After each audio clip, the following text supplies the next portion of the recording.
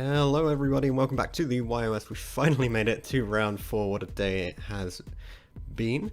And we've got a pretty interesting match here for you guys. It's going to be Ben Sherman versus Alex Hultzsch of the Junks Playground team. They've got about 4 or 5 minutes until this actually kicks off. So hello Joe, welcome back to commentary. How are you doing? Not so bad, thanks. How are you? I'm good. It's been a pretty stressful day. We've had a few ups and downs, but I think we're getting there. We've seen some really interesting play on stream, and I'm hoping these guys can give us something a little bit extra special. Yes, indeed. It's interesting as well having two Joes on stream, just to make things a little bit more spicy. Why not? It does get confusing when I see people referencing in the chat. They're talking about Joe, and I'm like, which one? Yeah, which one? Usually it's you, so it's not too bad. But you know, it's okay. You're the Rufio. I'm the Rufio. Kind of weirdly named, dubiously named. Let's put it that way. But it is what it is. So we've just got 4 minutes on the clock before this round kicks off. It's going to be a little bit later than we originally anticipated. Had some, let's call them interesting judge situations throughout the day, but we're getting there. Yeah, I think mishaps are one of those things, aren't they? And an event of this size, 3v3 and all of that, there's so many more variables that people don't necessarily take into account. And it's a learning experience, I guess, for everyone involved. Yeah, absolutely. To be honest, I'm thinking about just doing a whole new video explaining my tournament experience, what it's been like running these YOS events, and what the future will be as lockdown is ending. You know, people are starting being able to go outside playing in safe spaces again. It's really great. Yeah, and I would say that's free content, but I guess given it's your tournament, you've put a lot of legwork in, so not entirely free, but you know, you've worked for it. Almost free. You know, I'm actually making a loss from this one. Oh, nice. Yeah, so we guaranteed, we guaranteed £1,000 payout for this event. So we've had 18 teams enter, so I'm going to be putting up a little bit extra of my own moolah just to help smooth things over and get everyone to that nice £1,000 prize pool. Well, if that's what you committed to, I guess that's what you have to do, right? Well, I'd rather give back to the community. I mean, I'd rather have extra money in my pocket. You know? Then you'd watch fewer card games. That's true, but then I'd probably spend that money on cards anyway. You know, Eldritch is expensive, man. If I decide I'm going to play that deck, I've got to commit. Oh, true. Not cheap. I've seen offers of like 400 on an Eldritch core recently. Jeez, it's getting wild. Imagine Over 100 on card market. What, per Golden Lord? Per Golden Lord. Wow. You would know. You do the weekly card market viewing.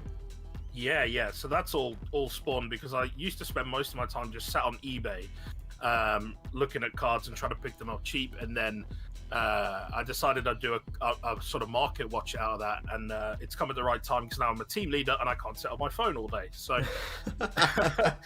now I just rely on everyone else's word of mouth telling me, oh man, this card's going crazy price. So I have a nose through and take a look. And Eldritch is one of those ones that, you know, is worth keeping an eye on, but €100 was the minimum when I did my market watch recording last night. So unless that's changed, it's real expensive. Yeah, that's a lot of money to drop on it. And it's interesting the odd cards that go up from it, especially like one I quite liked from this whole format is the increase in the price of ulti tunings, which didn't used to be as expensive as they are now. Yeah. So much more popular now that there are one card, wombo combo in like half the decks in the game. Yeah, it's pretty insane at the moment. So we've got, I think it's about 2 minutes left. 1 minute left before the round begins, so we should get this one underway shortly.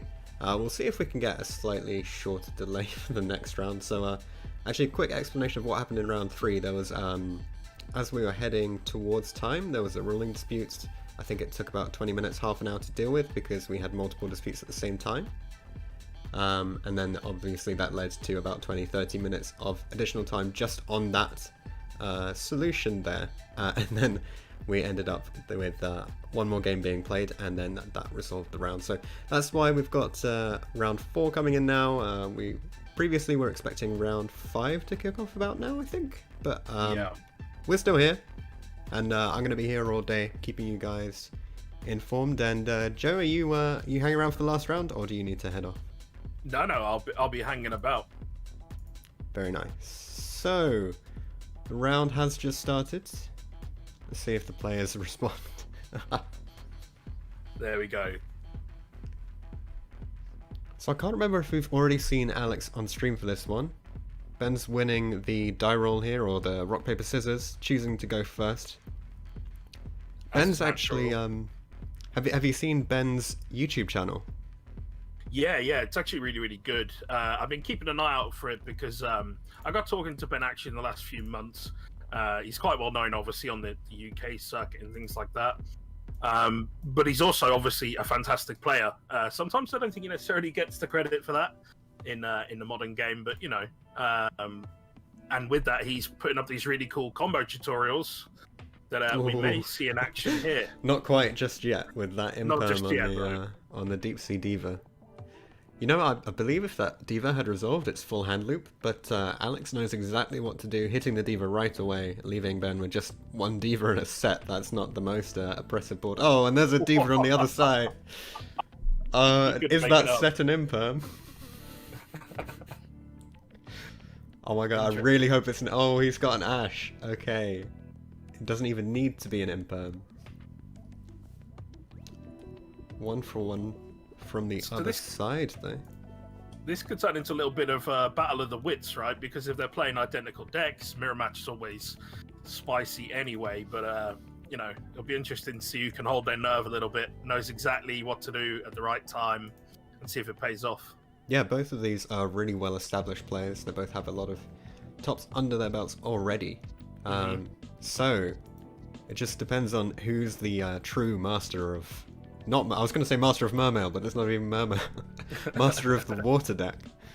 Has like one Mermail card or something like that. Yeah. I think it sort of turned into anything with water in it is now just considered Mermail. Maybe.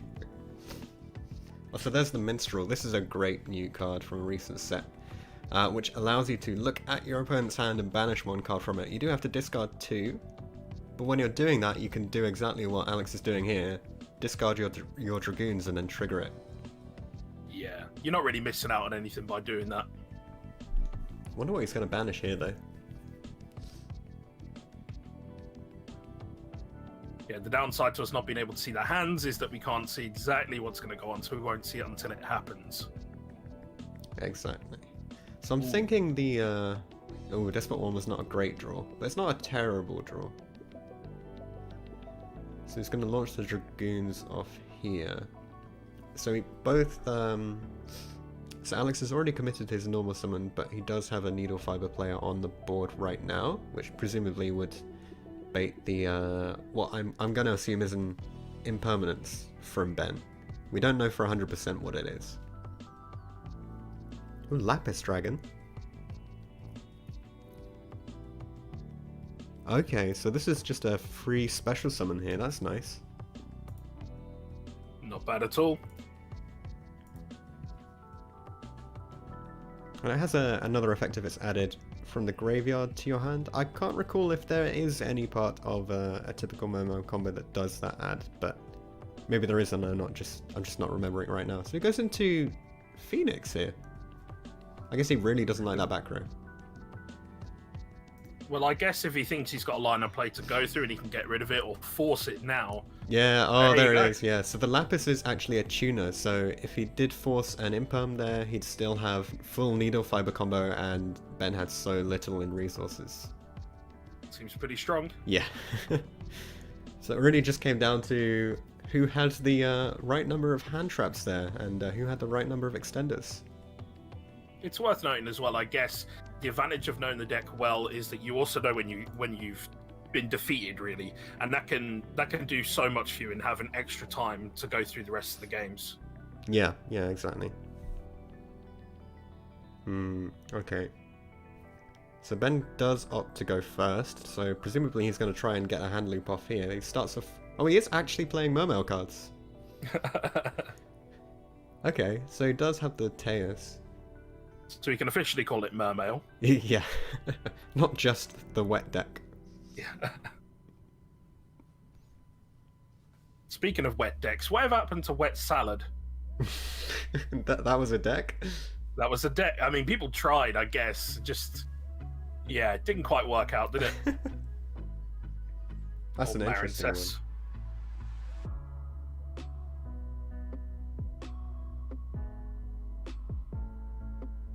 So there's a little bit of thinking going on here, I assume, because they've slowed right down. Yeah. Keep in mind they are operating on a team basis here, so maybe Ben is just chatting to his teammates or the other way around. Yeah, that is possible. Obviously, we can't hear all of this, so we have to... Oh, they're having a bit of a joke between them. That, you know, I don't think we can see that on the stream, but at least it's good. A good bit of communication going on between the players. Yeah, so they're both really big fans of this deck. You know, I wonder if it was Mermail that Ben used for his national win. I think it was. I don't know. I'd like to fact check that, but I've got one screen to work on, so I can't. Actually, you know what? We've got phones, right? I've got another one as well. I can have a look. You're gonna hear some typing though, because I'm pretty sure it's 2014, and I think it was Mermail. So maybe he's just carrying on with the dream here. Yeah, first place UK Nationals 2014 deck profile Ben Sherman is available on YouTube, as uploaded by our good friend Jamie the Kid 00. Ah, interesting. You know, Jamie didn't turn up for us this weekend though, did he? No. Jamie had other commitments he needed to get to, which is understandable. So we've got the Link Cross play in here. I mean, this is just like super solid. The fact that you can build a strong board through an imperm, unless there's like another interrupt coming soon. Maybe this isn't a hand loop coming in from Ben though. Maybe it's just a good board. Yeah, I mean that seems sensible. So many other decks are just making these crazy combo boards. To be able to make your own seems like a pretty sensible option. I guess, like, in theory, is he running the... I mean, I haven't seen his deck list, but if he's running the... What's the big fishy synchro thing? Ravenous Crocus or whatever it's called. Oh, yeah, Croc a Dragon, is it? Croc Dragon? Something like that. I mean, he could, in theory, be playing that and maybe Trish, because the synchro plays he's done so far are ones that are capable of going in that direction. So I don't know, but there's so many variables that can come into this. I guess it's hard to tell. Yeah. So I don't think I've seen Ben use Croc a Dragon before. So I'd be surprised if it came up now. Okay. But maybe he's had some tweaks to the deck that I don't know about. Could be anything. Maybe he's got some secret spice. So Ben's having a think here. Maybe he's, because there are various end boards you can go to from this position, so maybe he's just determining what's the best one. I really like how it's so easy to summon Teus and so easy to get level 1 tuners. So he does have Sync 8 access. Of course, that means it gets rid of all of like the token's usefulness, but the fact that you can like have really easy Synchro 8 access is a big favorite thing of mine. Yeah, I mean, like, Borrowed Savage is nothing to sniff at, right? Yeah. I mean, back in the day of Dragon Rulers, when Synchro Rulers became a thing, and you had like Flamvell Guard with your Blaster going into your Synchro 8s, what was it? Thought Ruler Archfiend was a bomb back in the day, and the same with, is it Crimson Blader? Something like that. One of those formats I missed out on, but I do remember Thought Ruler Archfiend being absolutely insane when it came out. Yeah. I think the Synchro Dragon Ruler format was really interesting because you'd use Crimson Blader to stop your opponent from summoning level 5 or higher monsters, but everyone was trying to make these level 8 synchros. Yeah. So the like deck had an inherent attack on the same deck. It led to some really interesting plays, and you'd let your opponent kill all your stuff just because you knew you'd survive, but then you'd end up with some great resources. Okay, so he's gonna go O-Lion plus 2 tokens into an Omega. Interesting. Not going for a Borolo Savage. So maybe he is going to try and loop him. Yeah, I mean, he's only got 4 cards left to loop. Maybe there's a way he can do it. I trust his judgment better than my own on that one. Yeah.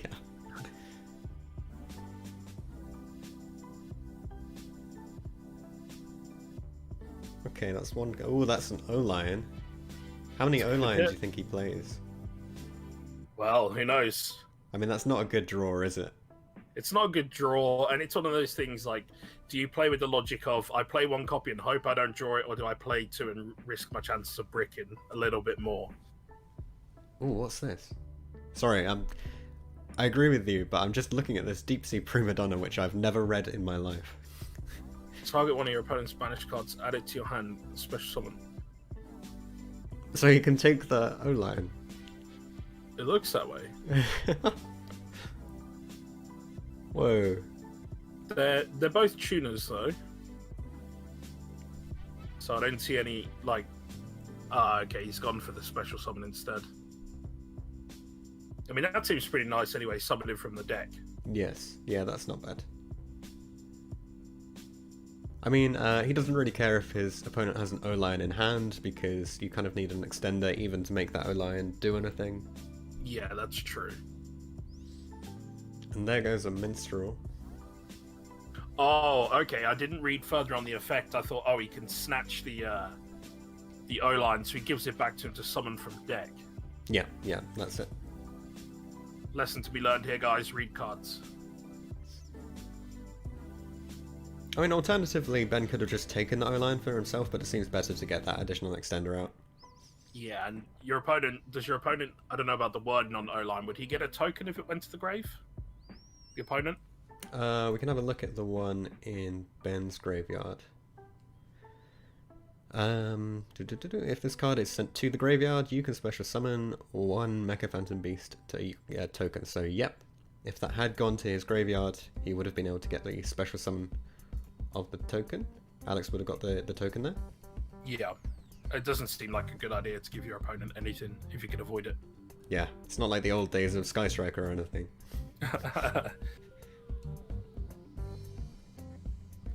Okay. That's a lot of back row. Yeah, I was not expecting back row from a Mermail or a water mirror match.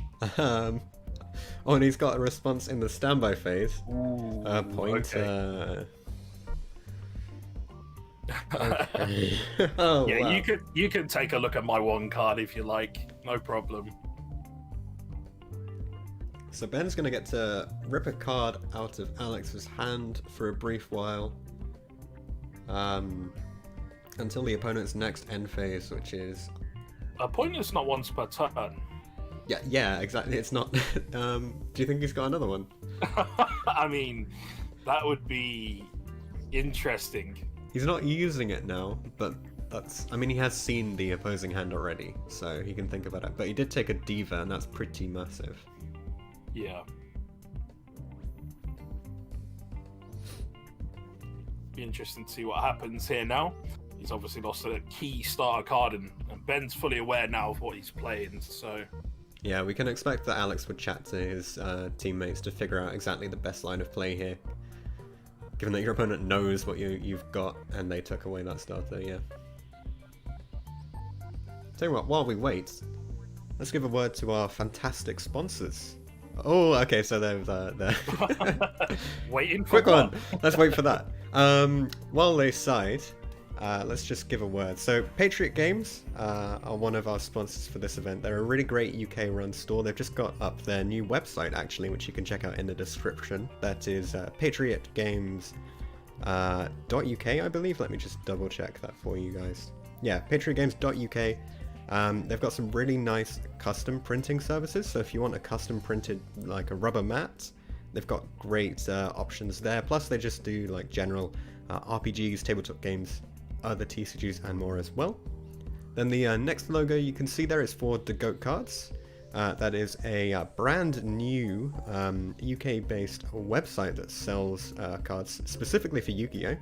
I'm not sure if there's other product there just yet, but it's a really nicely set up website. You can like zoom in on the cards, get the text. You can even, for some reason, share if you're interested in a card on Facebook. Just in case you want to. Someone wants to buy you a nice gift. Yeah. And then the final sponsor for this event is Card Market, of course, the biggest trading website for Yu-Gi-Oh! And various other TCGs. So check them all out. There are links in the description. And if you want to, head to tier0games.com, sign in, and use the discount code YAZZY5, and you'll get 5% off your purchases. As a note on those sponsors, actually, interestingly, Patriot Games is where I got my custom mat from. Fantastic quality, really happy with it, and a really good price, to be fair. Yeah, I think they do a really phenomenal job for a good price. Mm-hmm. That's the great thing about them. You know, a lot of these playmat companies, they're going to be charging you like 80 quid or more. And it's only for slight improvements over what you can get for much, much better prices. Yeah.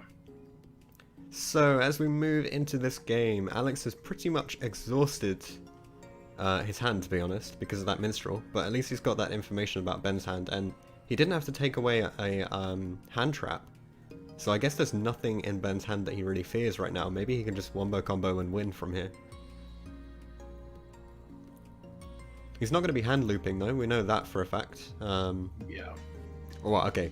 I'm saying that we know that for a fact. Maybe there's some like top secret play I don't know about, which allows him to hand loop from here. Crazier stuff's happened. Yeah. So he's got both O-Lions in the grave now, but he's going through Garden Rose Maiden. Do you think he's going to go to the VFD? It definitely looks that way, you would assume. And he gets a few draws along the way. Yeah, certainly. Who knows, whatever he draws into may change things. Yeah. Croco Dragon on the wrong side of the field that I anticipated it might come up. Is that significant? No, not really, but you know.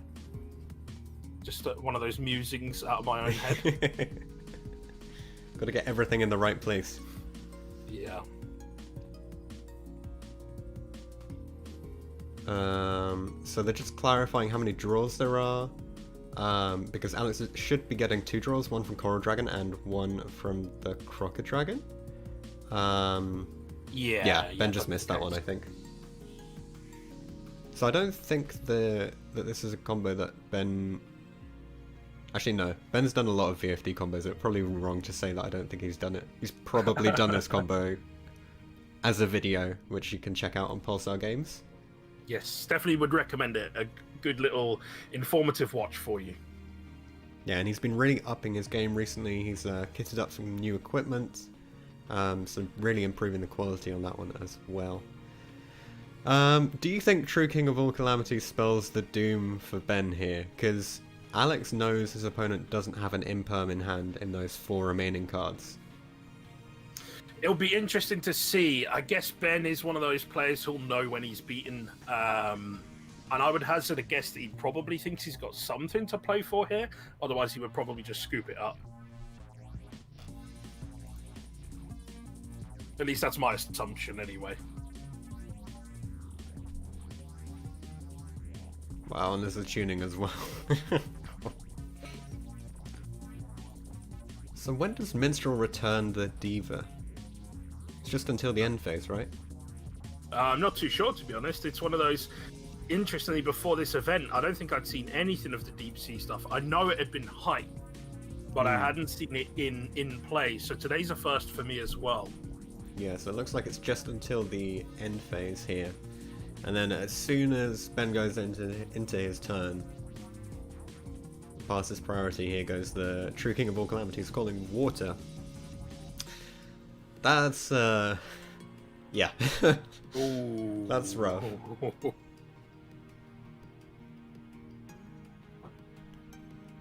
So it looks to be a case of whether he can hold on for, you know, this next turn of VFD to worry about it. And if he can get through that and survive, then he's okay. So he did have the Veiler there. Do you think he drew into that for turn, which is why Alex didn't banish it and it wasn't used previously? That would be the case, I would assume. But again, wow. assumptions here. There's a quick draw synchron as well.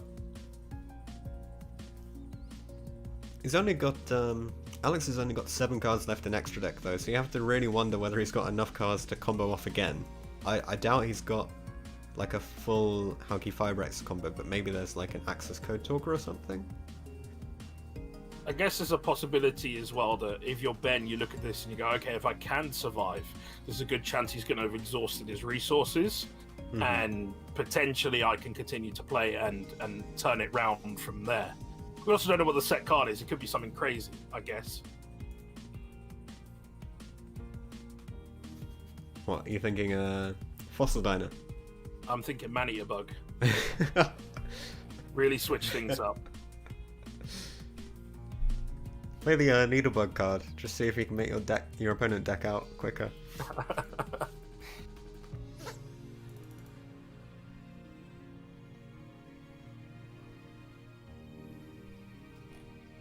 What was that one that used to summon from graves? Spear Cretin? Which one? Spear Cretin. What, when it's flipped up? Yeah, flip up. You can set I don't know, maybe you could, I don't know, do something. Get back effect Veiler. Solid speculation here. Yeah, I mean, I don't know. I've seen people summon Obelisk on stream. That's all I need to know. Not on this stream yet. No, not on this stream yet. Can't wait for that day. When we run a God card only tournament. That could work. I mean, if the Sacred Beasts have got all this great support, then why not? Yeah, Konami. Sacred Beasts, those ones. Konami, where's our God card support?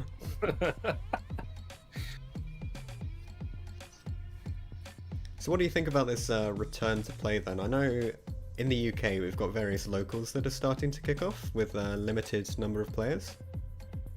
Yeah.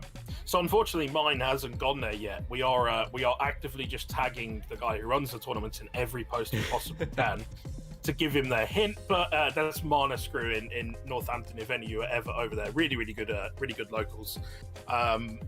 But yeah, it's he's obviously making sure that he's playing things safe and doing it right.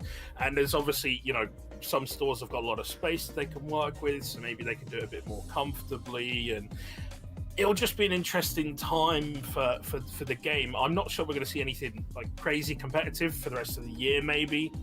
But even getting back to locals would be nice, right? Just like seeing your friends and you know, that kind of stuff. Some semblance of normality returning. So this is an interesting one for me because essentially my locals was every now and again I'd meet up with 2 friends in the middle of London because I work in London, but I live like a couple of hours away and I commute in. So it's a journey. Yeah, so since lockdown, it's been very different. So I haven't actually been in London in order to meet up with my friends and do our like essentially locals thing. But I've only moved to the area recently, and there's nothing really close. I'm actually probably close enough that I could do like a Winchester locals or something, maybe. So I'm kind of hoping that they'll restart soon. I mean, it's not unusual for people to travel. We get, if anyone is, again, well-versed in the UK scene, Michael Broadbent. He travels over to us all the time, and I think he's in, I think he's over, I want to say Oxford. Oh, really? So, yeah, I think so. I could be getting that wrong. It could be Cambridge. They're the same place to me anyway. So, I mean, you know, they both have those big universities in. But I know that he travels a little bit, if I'm not mistaken, to get to locals. And, you know, it's well over an hour's travel to my understanding. But, you know, you got to do what you got to do if you want to go to the good locals and the ones that are available. Yeah. Well, I just need to figure out where those are and get myself over there when they start up again. Yeah, it'll be interesting to see as well. We're probably going to see a lot of limitations on what is being done. Wow. Sorry, I'm just looking at the damage here. So Ben has put himself on 700. Is that correct? Yeah, I mean, because he's got access code talker, at what, 5-3? Oh, okay. No, not 5-3. 4-3. No, it's 4-3, yeah. So he didn't go into a link 3 beforehand. Okay, so that would have been game winning. Yeah. Maybe he didn't have a link 3 left. Because he's used an Auroradon.